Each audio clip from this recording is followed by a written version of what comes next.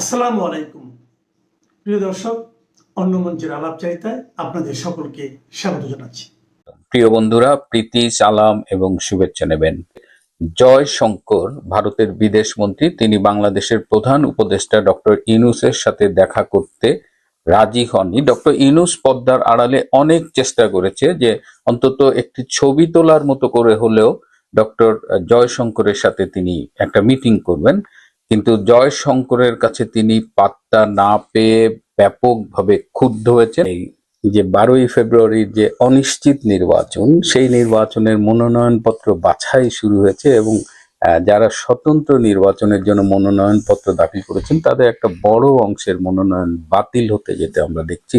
তার মধ্যে আলোচিত তাসনিম জারা, যিনি এনসিপির নেত্রী ছিলেন এবং এনসিপির নেত্রী হিসেবে তিনি ক্রাউড ফান্ডিং করে প্রায় 50 লাখ টাকার কাছাকাছি তুলেছিলেন এবং তিনি বলেছেন যে এনসিপি থেকে পদত্যাগের পরে যে এই টাকাটা তিনি ফিরিয়ে দিবেন, কিন্তু তিনি যে নির্বাচনী হলফনামা জমা দিয়েছেন সেখানে বলছেন যে এই ক্রাউড ফান্ডিং এর টাকা দিয়ে তিনি নির্বাচন করবেন। অর্থাৎ একদিকে বলছেন টাকা ফেরত দিবেন আর একদিকে হলফনামায় বলছেন এই টাকাতেই নির্বাচন করবেন। সো নৈতিকতার দ্বন্দ্বে এটি কিন্তু প্রশ্নবিদ্ধ। যাই হোক, তার দুজন ভোটার যারা তার ওই আসনের ভোটার না, কিন্তু তারা মনে করেছিলেন আসনের ভোটার, তারা যারাকে সমর্থন দেওয়াতে যে নির্বাচন কমিশনার যে স্যাম্পল বেসিসে ওই সইগুলো ভেরিফাই করে, সেখানে দেখা গেছে যে এই স্বাক্ষর অ্যাটলিস্ট 2 জন কোয়ালিফাই করে না। সেই হিসাবে তারা তাসনিম জারার মনোনয়নপত্র বাতিল করে দিয়েছে। এখন তাসনিম জারা হয়তো অ্যাপিল করবেন আমি জানি না, তবে আমি কয়েকজন স্বতন্ত্র প্রার্থীর কাছ থেকে অভিযোগ পেয়েছি যে পুলিশ সেখানে এই যারা সাইন করেছে সমর্থনে তাদের কাছে যাচ্ছে, নানা রকমের ভয়ভীতি দেখাচ্ছে এবং এমন ঘটনাও হয়েছে যে প্রার্থীর সমর্থনে সই করেছে এমন ভোটারও পুলিশ দেখে বাড়ি থেকে পালিয়ে গেছে কিংবা পুলিশের ধমক খেয়ে অস্বীকার করছে।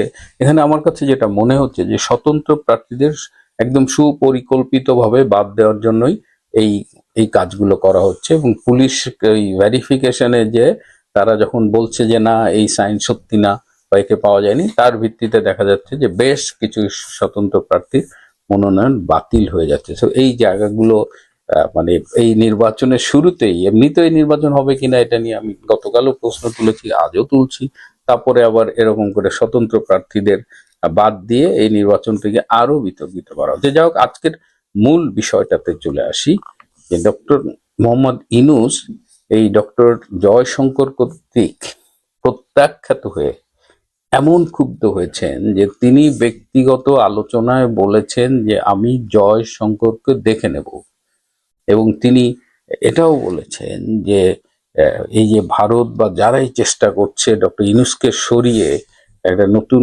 কেয়ারটেকার সরকারের অধীনে নির্বাচন করার, তাদেরও তিনি মানে দেখে নেবেন এবং বলেছেন যে ডক্টর ইউনূস ক্ষমতা নিয়েছে পদত্যাগ করবার জন্য নয়। তিনি এতটাই জয়শঙ্করের উপরে ক্ষেপেছে। আরেকটি ব্যাপারে ডক্টর ইউনূস ভীষণ ক্ষুব্ধ হয়েছেন যে তিনি বলছেন যে ডক্টর জয়শঙ্কর নাকি তারেক রহমানকে 2টো চিঠি হস্তান্তর করেছেন। আমরা সবাই জানি যে একটি চিঠি যেটি মোদিজি পাঠিয়েছেন তারেক রহমানের কাছে তার মায়ের মৃত্যুর জন্য একটি শোক বার্তা, সেই চিঠিটি আমরা সামাজিক যোগাযোগ মাধ্যমেও দেখেছি, কিন্তু ডক্টর ইউনূস বলছেন যে না, ডক্টর জয়শঙ্কর নাকি 2টো চিঠি দিয়েছে।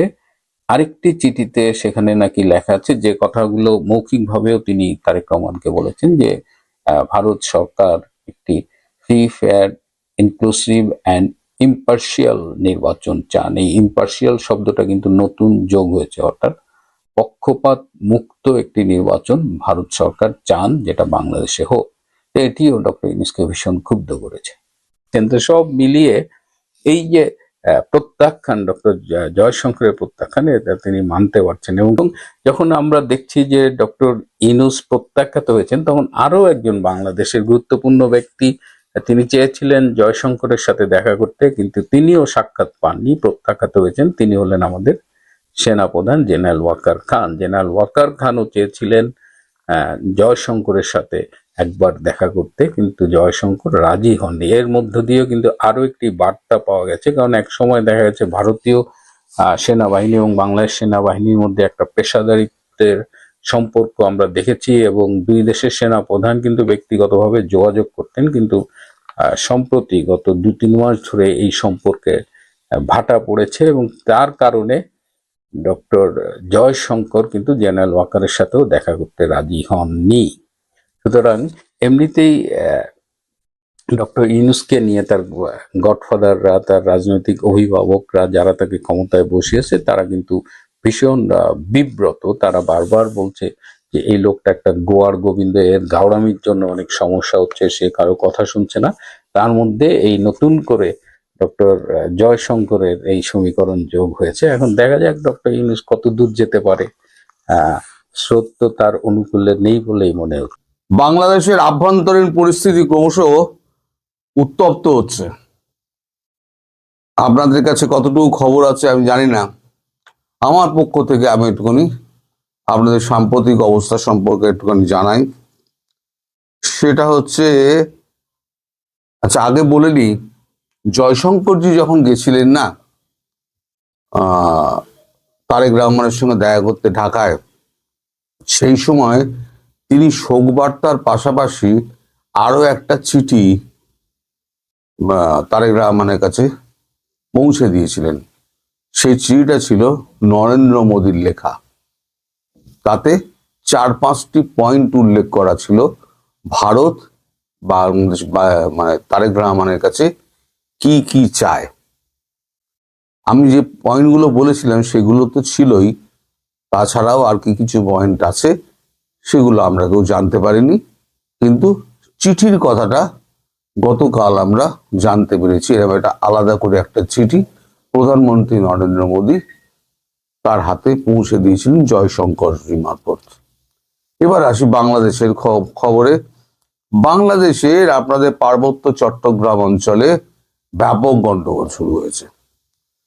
একদম ত্রিপুরা বাংলাদেশ সীমান্ত, পার্বত্য চট্টগ্রাম সীমান্ত অঞ্চল থেকে আপনার একদম টেকনাফ পর্যন্ত।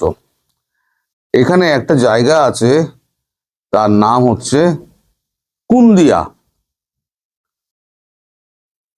কুন্দিয়ার ওখানে মানে পার্বত্য চট্টগ্রামের যারা কুকি চীন তারা সশস্ত্র হয়েছে, তাদের সঙ্গে মিলেছে তার আরাকান আর্মি। এই দুজন মিলে তারা, এই কিছু লোক আছে যারা ওখানে গেছিল, তারা হচ্ছে 3জন ISI এর লোক ছিল, টার্কির একজন ছিল, উলফার কিছু ছিল, এবং আরো কিছু ছিল হচ্ছে আপনার জামায়াতুল্লাহ উলেমায়ে হিন্দ ফিন্দ, এই ধরনের কিছু একটা জঙ্গি গোষ্ঠী যারা ছিল তাদের কিছু লোক ছিল। তাদের মধ্যে ISI এর 3জন মারা গেছে। এই গুলাগুলি মোটর চালাচালি এই সমস্ততে তাদের 3জন মারা গেছে। কালকে রাতের ঘটনা, আজকে সকাল অবধি, কাল রাত 1:30 থেকে শুরু হয়। টার্কির একজন মারা গেছে, তাহলে 3 আর 1 হলো 4। পরেশ বড়ুয়ার উলফার 6জন মারা গেছে, তাহলে 4 আর 6 হলো 10। আর 2জন হচ্ছে এই যারা জঙ্গি যারা গেছিল অস্ত্রবস্ত্র নিয়ে, তাদের মধ্যে 2জন, টোটাল হচ্ছে 12 জন। এই 12 জন মারা যাওয়ার পর তাদের লাশ ফাঁস ফেলে বাকি যারা ছিল তারা পালিয়ে গেছে। আর আজকে সকালবেলা টার্কির যত গোয়েন্দা বাহিনী ছিল এবং অন্যান্য লোক ছিল তারা সব ফিরে গিয়েছে। তারা আর বাংলাদেশের মধ্যে নেই, রয়ে গেছে কিছু ISI। তারা হয়তো খুব শিগগির যাবে, কারণ তারেক রহমানের সঙ্গে যে কথাবার্তা হয়েছে তারেক রহমান সেই অনুযায়ী মোটামুটি কাজ করছে বলে মনে করা হচ্ছে, এখনো পর্যন্ত মনে করা হচ্ছে। এখানে আরাকান আর্মি প্রায় 5000 লোক রয়েছে সশস্ত্র। 5000 আর্মি বলা ঠিক হবে না, সশস্ত্র লোক রয়েছে আরাকান আর্মি, স্বঘোষিত আর্মি আর কি। তাদের কাছে প্রচুর অস্ত্র রয়েছে, এবং কুকি চীন যারা শান্তি বাহিনী করেছে তাদের কাছেও ইদানিং বা কিছু অস্ত্র তাদের কাছে এসছে, মডার্ন ওয়েপেন। দুপক্ষের মধ্যে ঝামেলাটা তৈরি হয়েছে, কারণ এর আগে যখন এই গন্ডগোলগুলো শুরু হয় তখন এই সমস্ত সন্ত্রাসবাদীরা পার্বত্য চট্টগ্রামে গিয়ে ব্যাপক হামলা করেছিল, মারধর বা বাড়ি বা ঘর জ্বালাও, এই সমস্ত আক্রমণ টাক্রমণ করেছিল। তারপরের থেকে এই শান্তি বাহিনী এরা আর কি একত্র হতে শুরু করে এবং প্রতিরোধ গড়ে তোলে। তাদের সঙ্গে মিলে গেছে, হাত মিলিয়েছে আরাকান আর্মি। এখন এই যে পার্বত্য চট্টগ্রাম একেবারে ত্রিপুরার ওই অঞ্চল থেকে একদম ফেনী পর্যন্ত এই অঞ্চলটা তারা স্বাধীন রাষ্ট্র ঘোষণা করার দাবিতে এখন মারপিট চালাচ্ছে তাদের মানে স্বাধীনতার দাবিতে। তারা বলছে আমরা স্বাধীনতা চাই। এখন এই যে আপনাদের ওখানে একটা পোস্ট আছে, মানে সেনা পোস্ট আছে কাছাকাছি, টেকনাফের ওখানে একটা সেনা পোস্ট আছে। সেই সেনা পোস্টের সদস্য যারা সেনা সদস্য, তারা ওই ক্যাম্পের মধ্যেই ছিলেন। তারা গোলাগুলির শব্দ শোনা সত্ত্বেও তারা কিন্তু বেরোননি। তারা কিন্তু কোনোভাবেই দেশকে রক্ষা করতে পারছেন না। আরাকান আর্মি দেশের মধ্যে ঢুকে জলকেলি করে চলে যাচ্ছে বিডিআর সামনে, আপনার আর্মির সামনে কেউ কোনো বাধা দিতে পারছে না। এই নপুংসক আর্মিকে দিয়ে আপনারা দেশ রক্ষা করবেন ভাবছেন? আপনারা যে বলছেন সীমান্ত দিয়ে আপনারা এসে 7 সিস্টার দখল করে নেবে, কিন্তু আপনাদের এখানে 7 সিস্টার তো চিকেন নেক তো ছেড়ে দিন, আমরা চিকেনের যে গলা আছে, এই ঠ্যাং আছে, চিকেন লেগ, সেটাই তো এখন হাতছাড়া হওয়া শুরু হয়ে গেল। তো যাই হোক, এখন অবস্থা যেটা পৌঁছেছে সেটা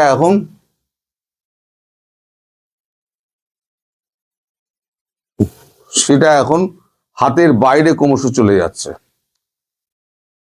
এখন যদি এই অবস্থা চলতে থাকে, মানে ক্রমশ অবস্থা যদি অবনতি হয়, তাহলে পরে কি হবে?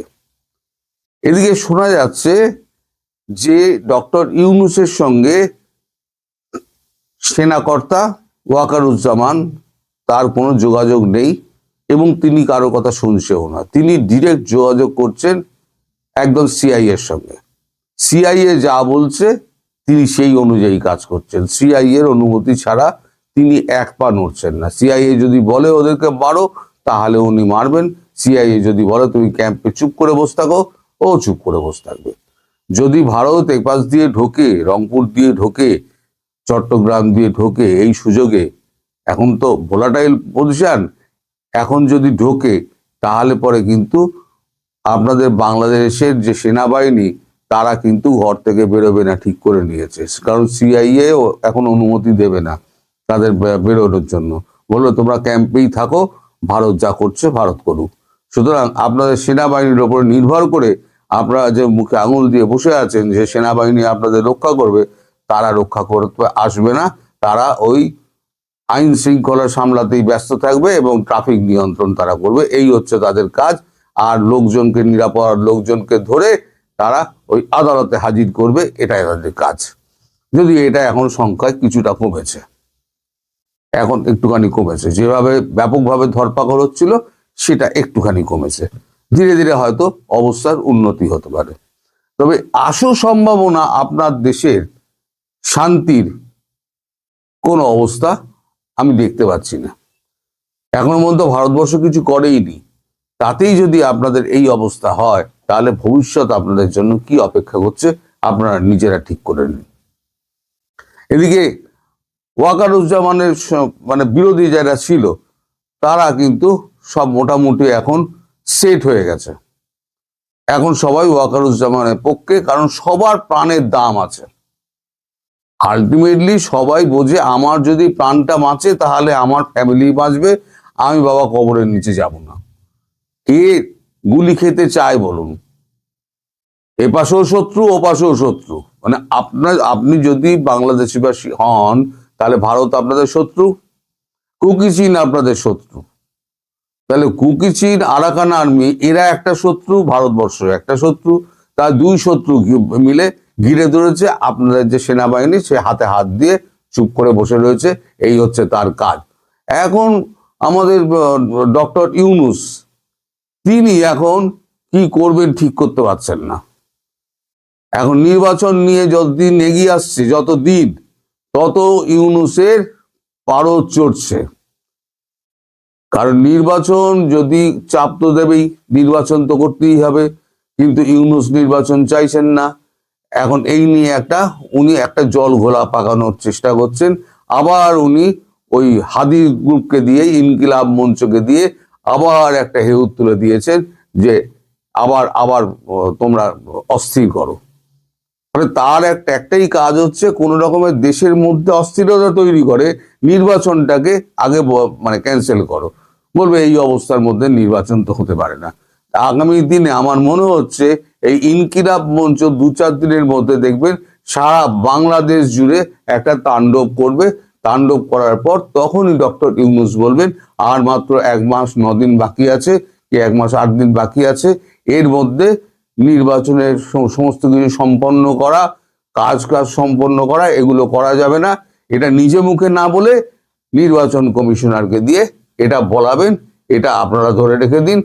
আর তখন ডক্টর ইউনূস আবার নিজে একটু নিশ্চিন্ত হয়ে বসবেন যে না, আরো কিছুদিন আমি রইলাম, যতদিন না পর্যন্ত একটা কিছু ফয়সালা হচ্ছে, মানে তার যাওয়ার ফয়সালা হচ্ছে। কোন দেশে তিনি যাবেন, ইরানের ভিডিওটা সকালবেলা করেছে, আপনারা দেখে নেবেন ইরানের কি অবস্থা। ইরানের পেজেশকিয়ান যে প্রেসিডেন্ট, তিনিও ভাগার তাল করছেন। খামেইনি, যিনি মোল্লা চরমপন্থী, যিনি আসল ধর্মগুরু, ওই ধর্মগুরু দেশ চালায়। তো যে মডেলটা বাংলাদেশ জামাত যে মডেলটা নেওয়ার চেষ্টা করেছিল, এখন আর সফল হবে না, সে চেষ্টা করেছিল, কিন্তু সেই মডেলটা ফেল করেছে। তাদের দেশের কি অবস্থা, তাদের মানে এখন আর্থিক অবস্থা কি, যদি আপনারা দুপুরের ভিডিওটা দেখেন তাহলে আপনাদের কাছে পরিষ্কার হয়ে যাবে যে কেন আজকে মানে ইরান এই অবস্থার মধ্যে পড়েছে স্যাংশনের ফলে। আপনাদের মুখের ওপরে কিন্তু ঘাড়ের ওপরে কিন্তু একটা স্যাংশনের খাড়াও ঝুলছে। কিন্তু আমি আগাম বলে দিচ্ছি, হয়তো 15-20 দিন কি 1 মাসের মধ্যে আপনারা কিন্তু স্যাংশনের মুখে পড়তে পারেন। এই খবরটা আমি আগাম আপনাদের দিয়ে রাখলাম, মিলিয়ে নেবেন। যদি 32 নাম্বার না ভাঙতো, যদি 5 জনকে গোপালগঞ্জে গুলি করে না মারত, যদি এই রাজাকার আলবদরেরা যে ভাষা ইউজ করতেছে এরা যদি না বলতো যে 2 জন লোক ধর্ষণ হয়েছে 71-এ, এরা যদি না বলতো 2000 লোক মরে নাই, এরা যদি না বলতো 30,000 বিহারি মারা গেছে, এগুলো যদি না বলতো তাহলে কিন্তু বাংলাদেশের মানুষ এগুলো আলোচনা করতো। বাংলাদেশের মানুষ কিন্তু ভুলে গিয়েছিল জামাতকে, মানে বিভিন্ন রাজনৈতিক দলের আকাম কুকমে জামাতের আকাম ভুলে গেছিল। কিন্তু এই 16 মাসে কিন্তু মাশাআল্লাহ জামাতের আকাম কুকম সমান মুখস্থ। মির্জা আব্বাসের মতো লোক বলতেছে 71 সালে মা বোনেরে তুলে দিয়েছিল জামাত বিহারিদের হাতে। এই যে গালফুল আমতারেক বলছে আমাদের মা বোনরা তুলে দিছে। বিএনপিরও বলা শুরু করছে জামাত মুনাফেক। বুঝতেছেন না হাউ মেনি পেডি, মানে কোথায় বিলাই কি সহজে কাছে উঠে, বাঘে কি সহজে ধান খায়, এত সহজে।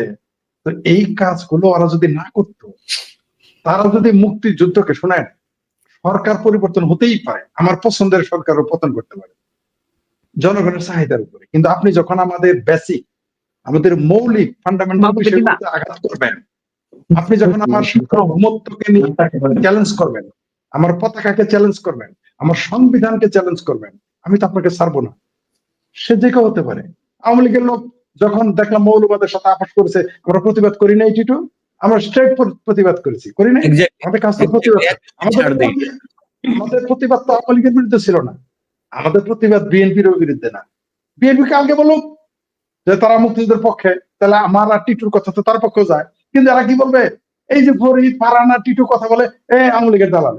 এই সুধীর ভাই, আমরা তো মুক্তিযুদ্ধের পক্ষে বলি, তুই কালকে মুক্তিযুদ্ধ, তুই বল মুক্তিযুদ্ধের পক্ষে, আমি তাহলে তো আমার কথা তোর হয়ে যায়, আসসালামু আলাইকুম দর্শক। প্রথমে যারা সিপি চেনেন না, সিপি মানে ওই যে ফাস্ট ফুড সিপি না, সিপি হলো আমাদের এলাকায় আগে যখন সিরাপ খাওয়াইতো না, যে 4 চামচ 1 চামচ 1 সিপি খাওয়াই দেয়, 2 সিপি খাওয়াই দেয়। তো এনসিপি কমতে কমতে 3 সিপিতে আসছে কিনা, মানে 3 সিপি বলতে বোঝায় যে খুব মিনিমাম কিছু একটা আর কি। গল্পে যাই, আমি গতদিন এক জায়গা থেকে ট্যুর করছিলাম রেন্টেকারের এক গাড়িতে। আমার কাছে ডকুমেন্টেড, আমি ইচ্ছে করে ডকুমেন্টটা রেখেছি, কিন্তু এটা আমি প্রচার করবো না, প্রয়োজন হলে বলবো। গাড়ি রেন্টেকারের যে ড্রাইভার সাহেব কথা অনেক কথা বলছেন, উনিও গল্প করতে পছন্দ করেন বুঝলাম। বলছিলেন যে ভাই, এই যে এনসিপি দলটা, এই দলটা দাবছে তো দাবছে, এটা আরো দাববে। মানে সাধারণ একজন রেন্টেকারের ড্রাইভার, তিনি বলছেন এনসিপি ডাইভা গেছে, এটা আরো ডাইভা যাবে, এটা আর উপরে ওঠার কোনো রাস্তা নেই। এবং এই শুধু ড্রাইভার না, আমার আশেপাশের গ্রামগঞ্জে গত কয়েকদিনে, প্রায় 10 দিনে যত মানুষ ছিল, সবার মুখে মুখে এই এনসিপি আর ছাত্র বলতে ছি ছি ছি ছি ছাড়া আমি আর কিচ্ছু শুনি নেই। আমি এই কয়েকদিন আগে আপনাদেরকে একটা আলোচনায় বলছিলাম, আমার ধারণা ছিল যে ডক্টর ইউনূস গেলে পরে এনসিপির আর অস্তিত্ব খুঁজে পাওয়া যাবে না। এখন দেখতে পাচ্ছি যে ডক্টর ইউনূসের যাওয়া লাগে নাই, যাওয়া ছাড়াই ত্রাহিত এই অবস্থায়। এর মধ্যে এক বস্তা নেতা পদত্যাগ করছে, নেতা কিনা জানি না, নাম কাওয়াস্তে নেতা শুনি, তারা পদত্যাগ করছে, পদত্যাগের হিড়িক এখনো চলতেছে। আমি রোববার দিন যেদিন কথা বলছি, তার আগের দিন এবং তার আগের দিন পদত্যাগ করেই শেষ না, এদের আরো পদত্যাগের ঢোল নামছে। সেই যে গাড়ি চালকের কথা বলছিলাম রেন্টেকারের, তিনি বলছিলেন যে ভাই দেখেন এরা আন্দোলন করছে, ভালো কথা, শেখ হাসিনা হটাইছে, আচ্ছা ঠিক আছে হটাইছে, তারপরে এখন ক্ষমতার ভাগ চাবে কেন? ক্ষমতার ভাগ চাওয়ার কি আছে? এদের কিছু দাবি দেওয়া করতো, এই দাবি দেওয়াগুলো সরকার মেনে নিত, তাইলেই হলো। এখন তাদেরকে ক্ষমতার ভাগ দিতে হবে। এই যে ক্ষমতার ভাগ, এই লোভে পড়ে কি অবস্থা হয়েছে, হালতটা কি একটু দেখেন। পত্রপত্রিকা এখন বলছে ভোটের রাজনীতি, জোটের পর তরুণদের আস্থা হারাচ্ছে এনসিপি। একদম চারদিকেই এই জামাতের সঙ্গে এনসিপি গেছে, মানে 2-3টা জিনিস প্রতিষ্ঠিত হয়েছে।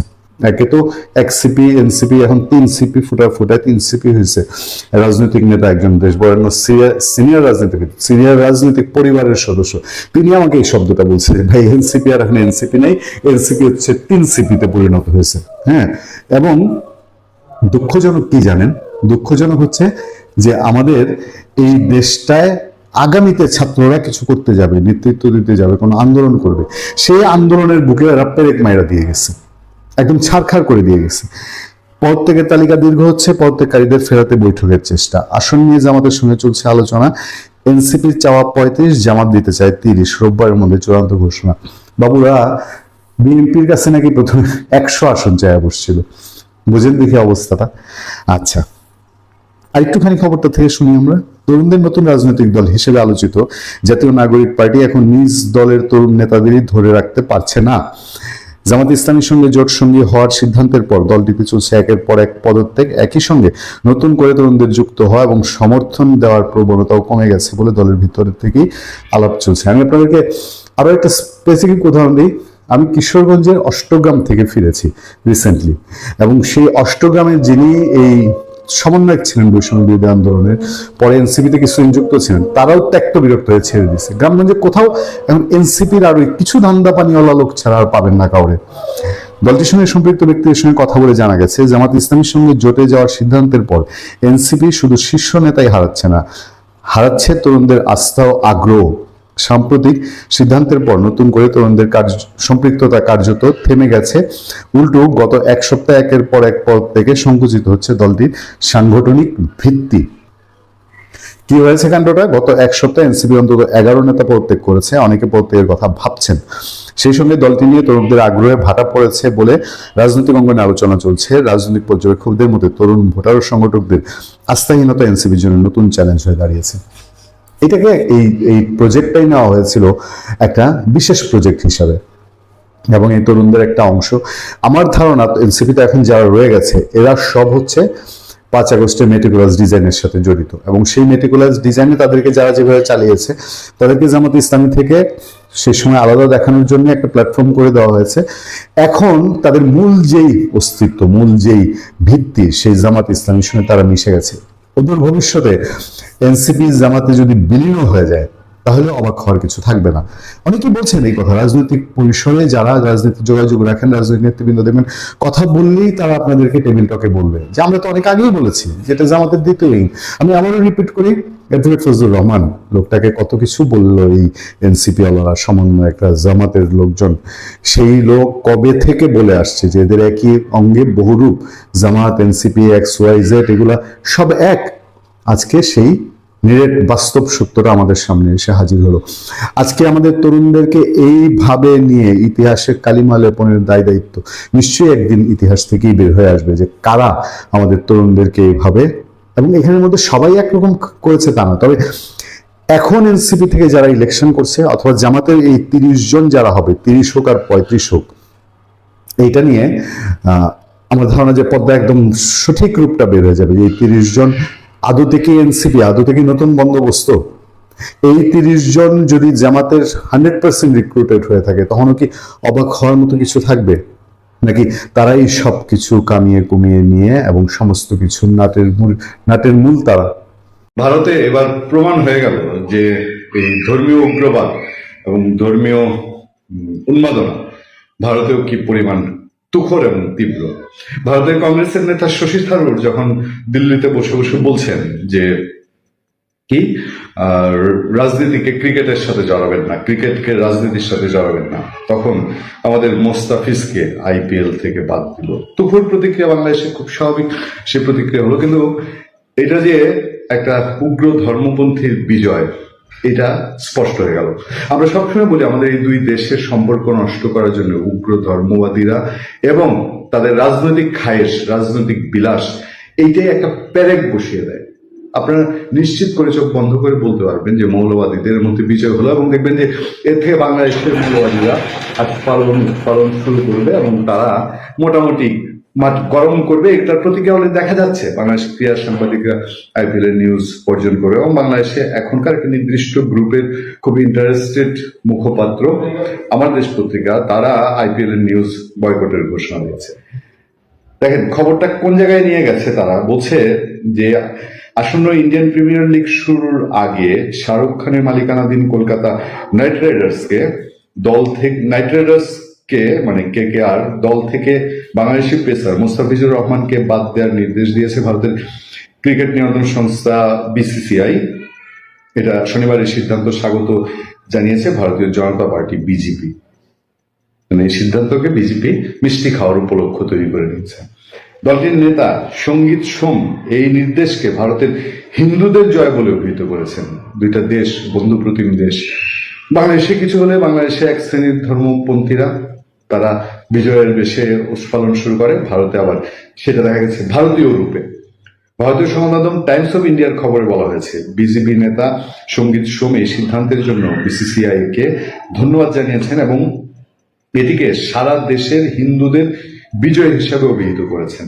সোম বলেন, ভারতের 100 কোটি সনাতনী মানুষের কথা বিবেচনা করে এই সিদ্ধান্ত নেয়ার জন্য বিসিসিআই কে ধন্যবাদ। আমি নিশ্চিত করে বলতে পারি এই দুই দেশে আপামর জনতা, আরে ভাই বাংলাদেশে ক্রিকেট খেলা হলে বাংলাদেশে বহু মানুষ আছে ইন্ডিয়ার টিমকে সমর্থন করে, আবার বাংলাদেশ পাকিস্তান খেলা হলে ভারতের বহু মানুষ আছে বাংলাদেশের টিমকে সমর্থন করে, বাংলাদেশ থেকে ইন্ডিয়ার সমর্থন, ইন্ডিয়া থেকে বাংলাদেশের সমর্থন। এইটা এই হিন্দুত্ববাদের জয় বিজয় পরাজয় দিয়ে কিভাবে নির্ধারিত হতে পারে আমার মাথায় ধরে না। এই শশী সোম আরো বলছেন, আমরা গতকালই বলেছিলাম এই বিষয়টি গুরুত্বের সঙ্গে দেখা হবে, কারণ 100 কোটি মানুষের আবেগ নিয়ে হেলাফেলা করা যায় না, এটি সমগ্র দেশের হিন্দুদের জয়। শনিবার দিনের শুরুতে বিসিসিআই সচিব দেবব্রত সাইকিয়া জানান, চারদিকে ঘটে চলা সাম্প্রতিক পরিস্থিতির প্রেক্ষাপটে এই সিদ্ধান্ত নেওয়া হয়েছে। আমি আরেকটা ডেঞ্জারাস খবর দেখেছি, সেই খবরটা আমার কাছে মনে হয়েছে আরো বেশি উস্কানিমূলক, আরো বেশি খোঁচা দেয়া। সেই খবরটার ভেতরে একটা জায়গায় বলা হচ্ছে, দেখেন আমি যদি আপনাদেরকে নজর দিই, যে কলকাতার এই বিবৃতিতে বলা হয়েছে কলকাতা নাইট রাইডার্স নিশ্চিত করছে যে ভারতীয় ক্রিকেট বোর্ড আইপিএল এর পরবর্তী পর্বের আগে মোস্তাফিজুর রহমানকে দল থেকে ছেড়ে দেওয়ার নির্দেশ দিয়েছে। কতটা ভয়ঙ্কর যে সেই খবরে আছে, দেখেন আমার হাতে যে খবরটা, সাম্প্রতিক সময়ে বাংলাদেশের ধর্মীয় সংখ্যালঘুদের বিরুদ্ধে সহিংসতার অভিযোগ এনেছে বেশ কিছু ভারতীয় সংবাদ মাধ্যম, যেটা নিয়ে দেশটির সাধারণ মানুষের মধ্যে ব্যাপক ক্ষোভ দেখা যাচ্ছে। এমন উত্তেজনার মধ্যে আইপিএল এর নিলাম থেকে মোস্তাফিজকে নেওয়ায় খোদ কলকাতা মালিক শাহরুখ খানের উপর চটেছেন ক্রিকেট প্রেমী থেকে শুরু করে বেশ কয়েকজন বিজেপি নেতা। পরিস্থিতি ঘোলাটে হয় একরকম বাধ্য হয়ে মুস্তাফিজকে ছেড়ে দেওয়ার জন্য কলকাতাকে নির্দেশ দিয়েছে বিসিসিআই। এরপরে আরো আছে বিজেপি নেতা অরুণ বাগাচি বলেন, কোনো বাংলাদেশি ক্রিকেটার আইপিএল এ খেলবে আর আমরা সেটা হতে দেব না। এমন কিছু হলে আমরা শাহরুখ খানকেও কলকাতায় ঢুকতে দেব না। বাংলাদেশি ক্রিকেটাররা এখানে খেলে টাকা নিয়ে যাবে, আর ওদিকে অন্য বাংলাদেশিরা অস্ত্র সরবরাহ করবে, সে অস্ত্র দিয়ে আমাদের হিন্দু ভাইদের মারা যাবে। সেটা কিভাবে হয়, মানে তারা জিনিসটাকে কোন পর্যায়ে নিয়ে প্যাচ কুচ লাগাচ্ছে দেখেন। যে বিজেপি নেতারা বলছেন যে তাদের বাংলাদেশের ক্রিকেটাররা, যেমন মোস্তাফিজুর রহমানের সঙ্গে কন্ট্রাক্ট ছিল 10 কোটি টাকা, সে ওখানে গিয়ে এই টাকা আনবে, এই টাকায় বোঝা যাচ্ছে যে পরোক্ষভাবে ভারতের টাকা দিয়ে অস্ত্র দেওয়া হবে। এক জিনিস খেয়াল করে দেখবেন তো, ভারতে যে এই যে ভারতের ক্রিকেট নিয়ে যা হচ্ছে, বা ক্রিকেটকে রাজনীতির সঙ্গে মিলানো হলো, বাংলাদেশের সঙ্গে বিরোধীর সঙ্গে মিলানো হলো, সেখানে দেখবেন যে হিন্দু মুসলিম সবাই ঐক্যবদ্ধ, কাছাকাছি মন মানসিকতা। এবং এই প্রেক্ষাপটে গিয়ে ভারতে মুসলমানদের উপরে তাদের দেশে হিন্দুরা চড়া হচ্ছে না। তো বাংলাদেশে যেন কোথায় ডিফারেন্ট। বাংলাদেশে ভারতের সাথে কিছু একটা গ্যাঞ্জাম হইলেই বাংলাদেশের সেই গ্যাঞ্জামটা একটা অংশ ভারতের সনাতন ধর্মী হিন্দু সম্প্রদায়ের উপরে কোনোভাবে টার্গেট না করে পারে না। ফলে যেটা হয় যে ভারতে বসে থাকা হিন্দু উগ্রবাদী যারা, তারা এই জিনিসটা লুফে নিয়ে যেমনি ইচ্ছা তেমনি, আর যেহেতু তারা শক্তিশালী দেশ, শক্তিশালী প্রতিবেশী, তাদের হাতে বহু মেকানিজম, তারা তখন বাংলাদেশকে এক হাত নেওয়ার চেষ্টা করে। যাক, নিশ্চয়ই ক্রিকেটের জন্য পৃথিবীর ইতিহাসে একটা ন্যাক্কারজনক ঘটনা ঘটলো যে এইরকম ভারতীয়রা, মানে একটা জাতিগতভাবে একটা দেশ। আমি আরেকটা খবর দেখেছি যে এই সিদ্ধান্ত যে বিসিসিআই নিজে একা নিয়েছে তা না, এটা উপর থেকে, মানে কেন্দ্র থেকে এই সিদ্ধান্তের জন্য প্রেসার দেওয়া হয়েছে। প্রেসার দিয়ে মোস্তাফিজকে বাদ দেওয়ার সিদ্ধান্তটা বাস্তবায়ন করা হয়েছে। ভালো থাকবেন।